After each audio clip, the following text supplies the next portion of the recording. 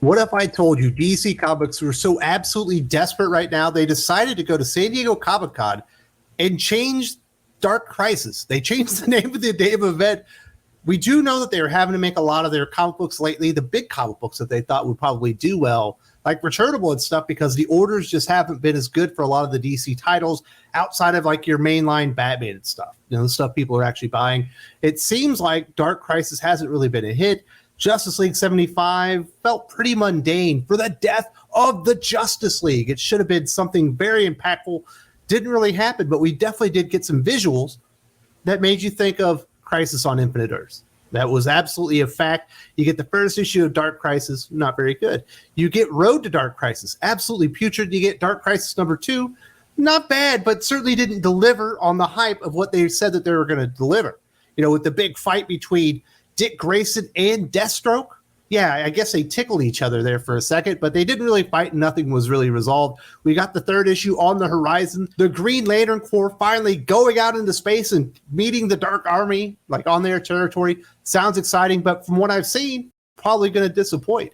And I think DC Comics saw the writing on the wall. We saw that they changed the meaning of Dark Crisis recently. We talked about it, where they said this is actually a direct sequel to Crisis on Infinite Earths, and you need to wait for San Diego Comic-Con because we're going to have a big announcement. San Diego Comic-Con is here, and they've had their big announcement, and they're changing the name of their big summer event. And they want you to think this was the plan all along, but that is absolutely ludicrous. I can't believe that for a second. You want to tell me that they released Death of the Justice League, Dark Crisis #1, Dark Crisis #2, Dark Crisis Young Justice 1 and 2, and 2 issues of The Flash, all tying into this damn event, and they were going to change the name all along. The writing is on the wall that it's not very popular, and they need to revamp it. It's not enough to say that it's a direct sequel to Crisis on Infinite Earths. It needs to be Dark Crisis on Infinite Earths. Absolutely hilarious, in my opinion. DC Comics are as desperate as you could be. Now let's talk about the panel and all the big announcements, including a few more one-shots that don't exactly sound exciting to me. Thursday afternoon at its Dark Crisis panel at San Diego Comic-Con, DC revealed that it has been keeping what it calls a major secret from readers. The full title of its current event, which kicked off in May following the death of the Justice League, Dark Crisis on Infinite Earths. DC teased this announcement in June when it confirmed that Dark Crisis is a direct sequel to the 1985 original. It's not surprising that DC Comics are having to kind of stoop to this measure. DC Comics aren't really popular right now. Not a lot of things are really hitting outside of Batman himself. And even some Batman titles we're seeing drop in popularity. Detective Comics can't crack the top 50 anymore. I Am Batman, not exactly Bruce Wayne, but a Batman comic, is down in like the 150s. Batman the Fortress, 6-issue miniseries starring Bruce Wayne, outside the top 100. Things are amiss at DC Comics, and I guarantee you the sales numbers of what they were expecting for Dark Crisis were not even coming close. Retailers were not buying in because consumers just aren't really excited for DC Comics.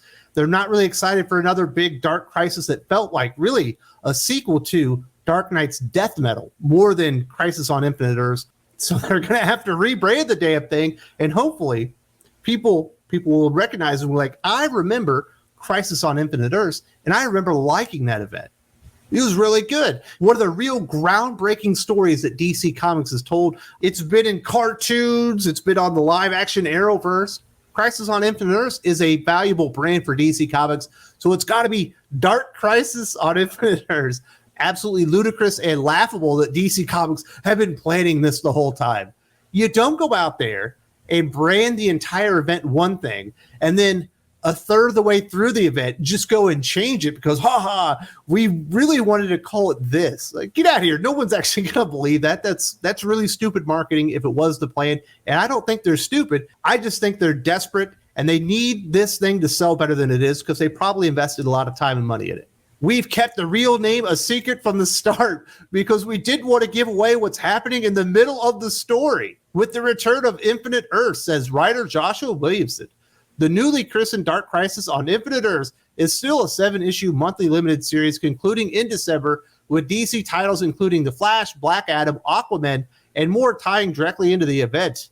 Dark Crisis on Infinite Earths #5 will see the Justice League back in action on Earth Zero, which is another huge status change. Didn't want to spoil what happens in the middle of the event. You're only on issue 2, genius. You are spoiling what happens in the event. You're doing it on purpose because nobody's reading the damn thing, and the people that are reading it aren't exactly enjoying it. So you need to reach out there, and you need to get the attention of more people that aren't interested in Dark Crisis. I don't blame DC Comics for what they're doing, but they can at least be honest about it. There's a reason they're spoiling and telling you when the Justice League are returning, because they know people aren't going to stick around because they haven't liked the damn thing so far, because DC Comics is just in terrible shape creatively.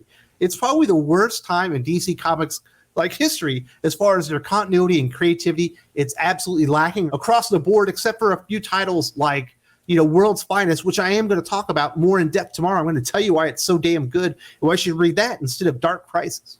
This wasn't a secret. They're not spoiling their secret. This is them reacting to the circumstances that they're playing right now, that Dark Crisis is not a winner, and they're hoping that Dark Crisis on Infinite Earths is going to sell well. Now let's talk about some of these other tie-ins that they just announced that, let's just say I've got issues with every single one of them. DC announced 3 new Dark Crisis one-shots. Dark Crisis, The Deadly Green #1, written by Williamson, Dan Waters, Ram V, and Alex Paknadal, and illustrated by Daniel Bayliss, will follow Swamp Thing as it attempts to figure out why the Great Darkness, with which the Avatar of the Green formed a truce during the original Crisis, has teamed up with Pariah. To accomplish his mission and stop the Great Darkness from swallowing the Greed, Swamp Thing will team up with various heroes from around the DCU, as well as what DC is calling Super Swamp Thing, which is what results when Superman and Swamp Thing combine their powers. Why does a one-shot Swamp Thing comic with one artist need 4 writers? What the hell are they doing there? This feels like the blind leading the blind here. Joshua Williamson, perfectly fine writer. Ram V, a writer on the rise who I think has pretty big things out there, but this just seems like a stupid idea. And guess what? We're getting another superhero mashup. We haven't seen enough of that. Wasn't that exactly what Dark Knight's Metal is? It's just mashups of Batman and other heroes. I think the luster has worn off this idea. We just saw Batman and Superman become the same damn character in World's Finest. Like, can we find another idea? Are you excited to see Super Swamp Thing? Well, it's going to be a key comic book because this is the first appearance and probably only appearance of Superman and Swamp Thing becoming the same character. They're so desperate that they're just we got to do something where an original character, but something that people will like, is coming out. What if we mash up Superman with Swamp Thing? Okay, DC Comics. And in fact, that's the one that sounds the most exciting. And I will admit, it does make a little bit more sense with Swamp Thing because the Great Darkness was introduced in Alan Moore's Swamp Thing, so they are intrinsically connected, I guess. But how about we get one damn writer on the damn thing and not do some type of stupid gimmick to make people buy the comic book for every other reason than what's in the goddamn comic book? Well, it's a speculator comic now. And that's really the only bullet that they have to fire. They already changed the damn name of the event. And you and I both know that's probably not going to change the fortunes of Dark Crisis, now that it's Dark Crisis on Infinite Earths. Dark Crisis, The Dark Army #1, written by Dennis Culver, Delilah Dawson, and Mark Waid, follows Damian Wayne, Red Canary, and the ever-important Dr. Light as they team up with a ragtag group of heroes and attempt to wrestle control of the Dark Army from Pariah. This one-shot will reveal a major secret about Dr. Light's role in the original Crisis, which DC says will affect the entire DCU. Great, another marketing gimmick. This issue is so important. What you find out about Dr. Light, who doesn't affect the entire DCU, Dr. Light could never appear in a DC comic again. And I'm a fan of the character, and I know there are other people that's probably their favorite character, but it really wouldn't change anything because that's not an A-list character. Wow, you're going to make some big fake reveal and go retcon some stuff about Dr. Light from 40 years ago.